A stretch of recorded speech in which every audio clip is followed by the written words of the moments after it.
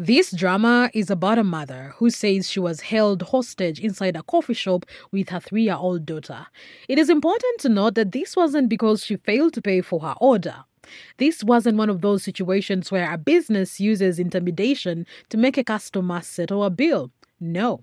In this case, the whole incident started because her little girl accidentally pushed over a table and the table broke. The owners demanded she pays the full price for the table. When she did not have the money right there and then, they locked the doors. It is now coming out that the table wasn't even meant for dining and could have hurt someone. The tables have turned and now the restaurant could be in trouble.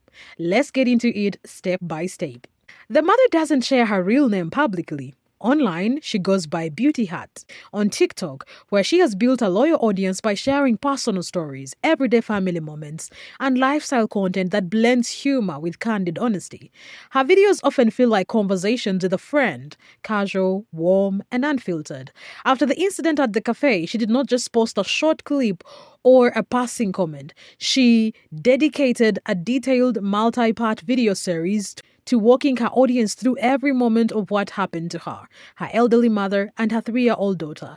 She opened the story by painting a rich, almost cinematic picture of the setting, a trip to Hazel Boutique and Hazelnut Café, a distinctive two-in-one business that fuses a trendy retail shop with a cozy coffee spot. One half of the space displays racks of stylish clothing, carefully curated accessories, and chic home goods, while the other half offers freshly brewed coffee, specialty teas, and pastries meant to invite customers to relax, linger, and perhaps drift into the boutique afterward. Beauty Hat described the hum of the chatter between friends seated with lattes, the intoxicating scent of espresso hanging in the air, and the sight of shoppers meandering between displays.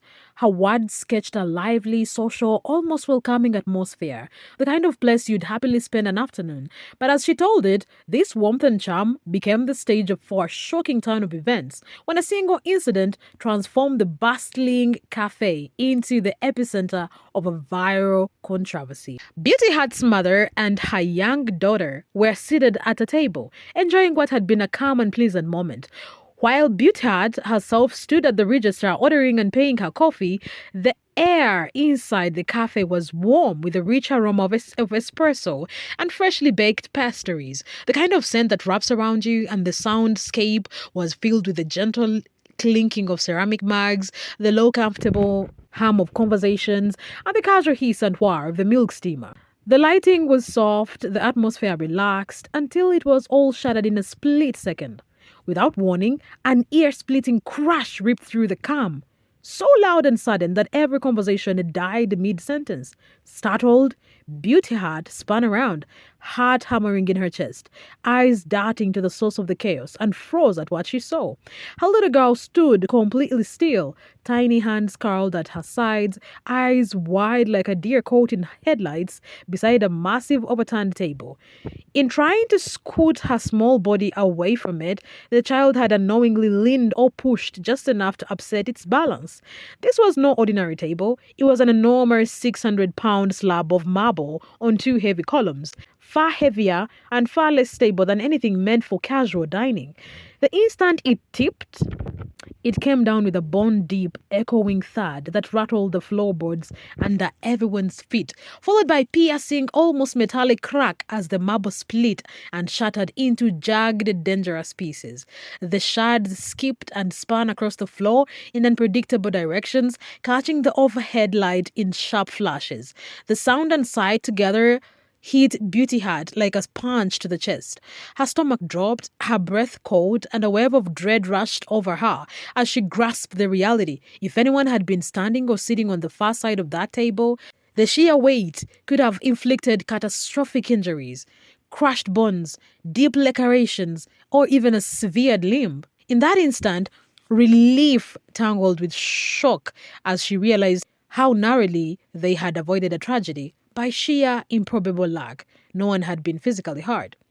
It was pure panic, the kind that tightens your chest, sends a rush of heart to your face, and makes every sound around you ring sharper and louder. The little girl sat stiff unmoving in her chair, her tiny shoulders hunched, her small face drained of color, eyes wide and gaslightening with the fear of what had just happened and what it might mean. The grandmother, cheeks flushed crimson, shifted uncomfortably, her hands fidgeting in her lap, clearly embarrassed by the chaos and the curious stares it drew from nearby tables.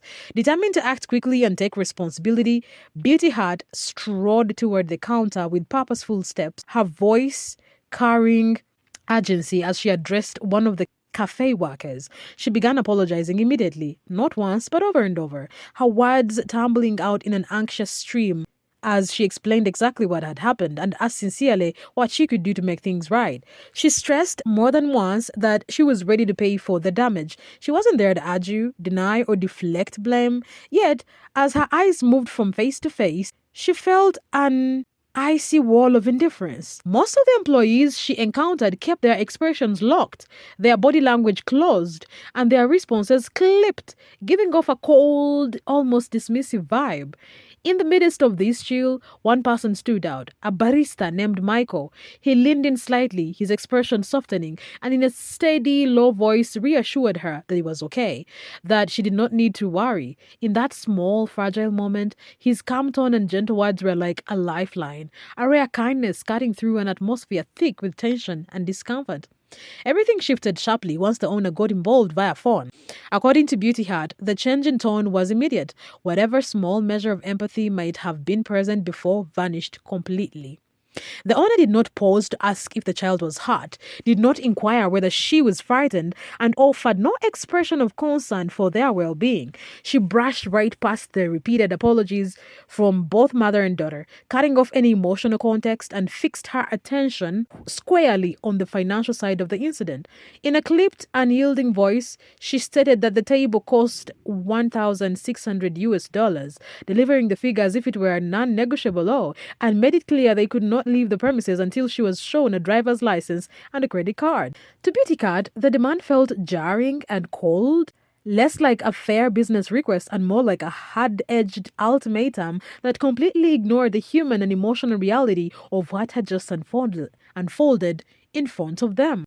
My daughter, who was trying to push the table away from her, pushed it over, and the table, which broke into a bunch of pieces. Have you ever knocked over a 600-pound table that wasn't even really meant to be a table and then had the restaurant owner demand for your driver's license and payment of the now broken table? Well, she has. And let me tell you, nothing sweetens up your day like accidental property destruction and light kidnapping, allegedly. So her 3-year-old, and elderly mama go to the Hazelnut Café in Lavallette, New Jersey. And grandma and the toddler are at the table. And the toddler goes to push the table away so like she can scoot back, and then bam, table falls over and a portion of it breaks. It's about a 600-pound granite table from Anthropology. Thing is, allegedly the owner gets on the phone with mama and is telling her she can't leave the store without giving her driver's license and credit card information. Doesn't ask how the kid or other patrons are, all while mom just wants to make sure her daughter is okay and to bring her to an urgent care. It then comes out that this table, it's not even meant to be a dinner table. It's a table that goes in like a foyer against a wall where it's protected from falling over. And the cafe has 2 of them in the restaurant. They have since turned off comments on Instagram and TikTok, and they deleted videos fast, but not before another page scooped them up. The cafe had a video on their own damn page that showed the table wobbling. Y'all watch this. So now mom is like, wait a minute, what do I do? Do I pay for the table or not? Beauty Heart says she wasn't refusing to pay. In fact, she made it clear she intended to handle the matter. But in that moment, her priority, the only thought she could hold on to through the adrenaline and fear, was getting her daughter to the hospital. The heavy marble table had exploded into jagged, dangerous shards scattered in every direction across the floor, and she felt an urgent need to be certain that her child hadn't been nicked, bruised, or otherwise hurt. She remembers crouching slightly to scan her daughter's small face, her delicate hands, even her legs beneath the table, searching for the smallest trace of a cut or a swelling, a note of anxiety tightening like a vice in her chest with every passing second. Meanwhile, the owner, according to Beauty Heart, went about methodically collecting her personal details, email addresses, phone numbers, even her husband's information, despite him not being present, with the slow, deliberate precision of someone building a case file. And still after handing over all this information, the owner planted herself family on a single condition: they would not be allowed to leave without providing immediate payment or handing over photos of their IDs and credit cards. To Beauty Hat, the entire exchange felt less like a business discussion and more like being cornered and contained, trapped inside the cafe as precious time to safeguard her daughter's health slipped away. Beauty had tried to reason with the owner, explaining in as calm a voice as she could manage that they could dismiss the bill later, once her daughter had been checked by a doctor. But the owner cut her off repeatedly, almost like a loop, saying over and over, "You break it, you pay for it," and insisting that the entire thing was caught on video. Beauty had made it clear she never denied that her child had knocked over the table. The point she kept returning. I just saw this video where this woman's child was able to knock over this 600-pound table, and if you see those broken pieces there, yes, obviously the child broke the table. I have over 10 years in the natural stone industry, and I want to talk about this entire situation, and I'm going to tag the woman because I really hope it reaches her. Basically, this woman's child was able to knock over this table way too easily, just trying to push the table away from herself, and the restaurant is trying to make her pay $1,600 to replace the table. I'm sure you've already seen the comments of everyone saying, you don't need to pay for this is what insurance is for. But what I want to convey to you, and like, you should be very, very angry, not just that they're trying to make you pay for it, how deadly of a situation this could have been. The restaurant owners told her straight up this table was 600 pounds. Let me just tell you right now, we would never, ever, ever sell something like this to somebody on such an unstable base and allow it to be somewhere where children would frequent, especially. This situation is so unstable and so dangerous, this could seriously injure, if not kill someone. Some people might think that's an exaggeration, but let's remember that the restaurant told her straight up it's 600 pounds. This looks to me like it's Terra Bianca marble, which can range anywhere between like 10 to 15 pounds a square foot. So if even just this piece would have fell, we're not even talking about the legs right now, that is such a dangerous situation. People in the stone industry die all the time from pieces falling. Like, even just this top part, if it fell the right way, could take off your foot easily. And I'm not sure how small your child is, but regardless, if this would have fallen towards your child and not away from your child, this would have been a deadly situation. And something this heavy and something this hard should not be able to be knocked over so easily. I'm actually not even comprehending how something this unstable was built and sent out to people. My family's business, we would never in a million years allow someone to even put this top on such an unstable base, totally excluding the fact that the bottom is clearly made from the same material. Even if it was just light wooden legs, we would never put something so heavy and so dangerous on such an unstable base. So you need to be angry at this restaurant, not just because they're trying to get you to pay $600, but because they could have killed your child or seriously injured anyone else. Then a larger, almost baffling question took root in her thoughts. How could a 3-year-old child, barely more than a toddler, with her limited size, muscle strength, and reach possibly topple a table that was claimed to weigh 600 pounds? The mental image alone strained credulity. It seemed to defy not just logic but basic physics, prompting Beauty Hat to imagine the immense force that would be required and how implausible it was for such force to come from her daughter. This growing skepticism pushed her toward a deeper investigation into the table's true construction, balance, and intended use, setting the stage for revelations that would challenge the cafe's narrative entirely. In her posts, Beauty Hat did not casually mention the table. She presented it as evidence, capturing its appearance from multiple angles and in different lighting to drive her point home. Hey, so a bunch of people have actually been asking me this, and thanks to TikTok and you guys, we found out that the table is actually a console table from Anthropology. It's a marble console table, and it's not even meant to be used as dining or cafe table. So I appreciate you guys and all the comments that everyone's been leaving, and have just been super, super helpful. It was the weight distribution of the table, so she was pushing on here, and whereas normal table would move away, you know, like this is a light aluminum table, but because of the weight distribution, it's hard to even push it because it's standing on, you know, all fours. Whereas that table has like these two marble columns, so easy to topple over. And that's what happened. She doesn't lift weights professionally, but yes, for everyone asking how she did it.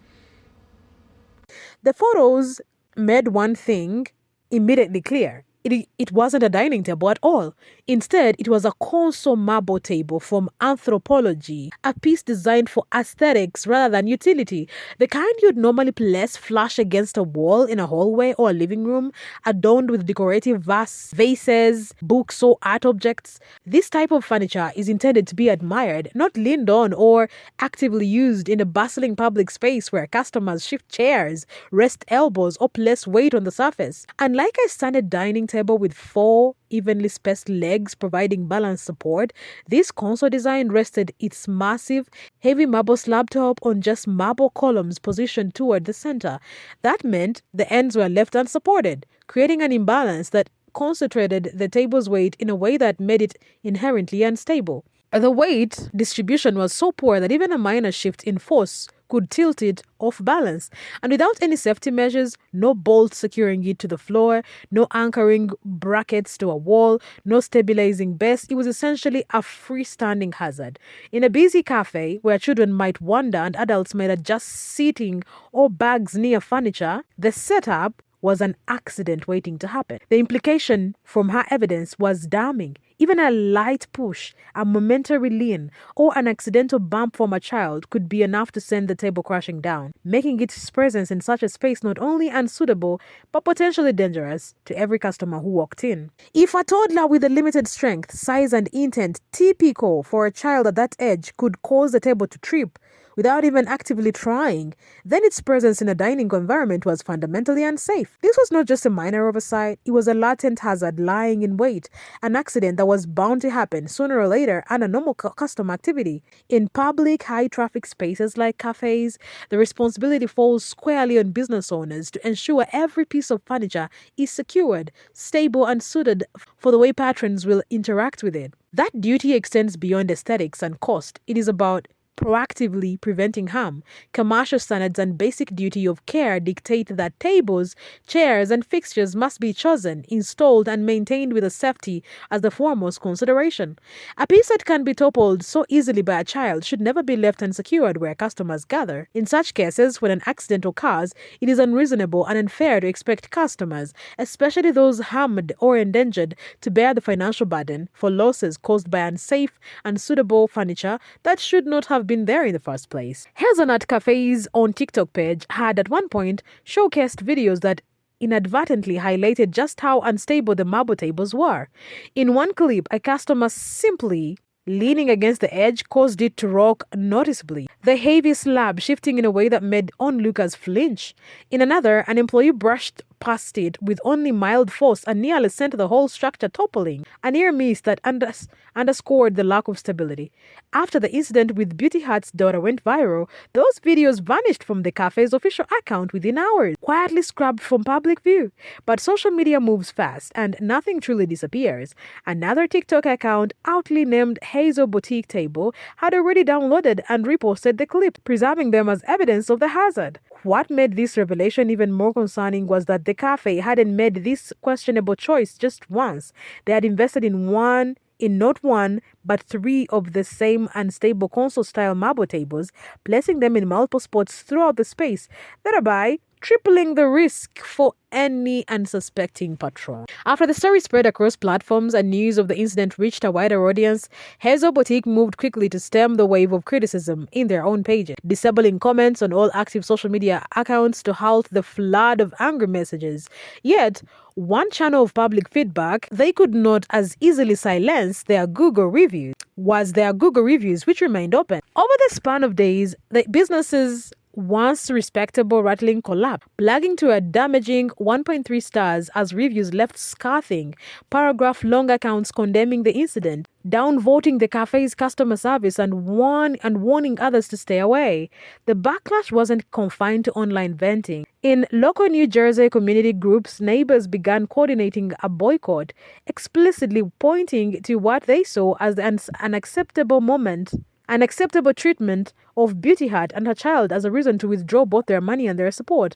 What began as a single customer's viral account had now snowballed into a full-scale reputational crisis, with both digital and real-world consequences taking root. Beauty Hut might have strong and multifaceted grounds to sue, rooted in both statutory statutory protections, and common law principles. In many jurisdictions, children under the age of 7 are legally presumed incapable of negligence due to their developmental stage, which means her toddler's accidental actions would not typically impose liability on the child or her guardian. Compounding this, the owners allegedly repurposed the table in a way that ran counter to the manufacturer's intended safe use, introducing an obvious and foreseeable risk into a public dining environment.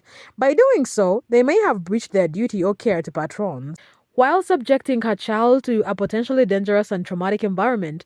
On top of this, they allegedly demanded personal and financial information, including identification and credit card details, under conditions that could reasonably be described as coercive or duress, raising serious concerns about violations of both customer protection laws and personal rights. This cafe, based on Beauty Hat's account, mishandled the situation from the very first moment until the final exchange, with each decision seeming to compound rather than ease the tension. From the lack of immediate concern for a child's safety to the rigid insistence on payment under duress, their actions painted a picture of poor crisis management and disregard for customer well-being. At this stage, the most constructive and humane course for them would be to issue a sincere public apology that addresses the specific harms done, take full responsibility by covering Beauty Hat's urgent care bill in its entirety, and make immediate changes to ensure every piece of furniture in their establishment meets commercial safety standards. These steps would not erase the incident, but they could begin to rebuild some measures of goodwill. Still, pressing questions remain. Can a brand so publicly damaged recover its reputation in the age of viral outrage? Should Beauty Hat, after enduring what she described as unlawful detention and emotional trauma, still be expected to pay for a table that evidence suggests was unsafe from the start? And is the boycott, now gathering momentum both online and within the local community, a proportionate and justified response to the cafe's conduct? Judging by the flood of reviews, shares, and comments across platforms, much of the public seems to have already delivered its verdict, and it is not in the cafe's favor.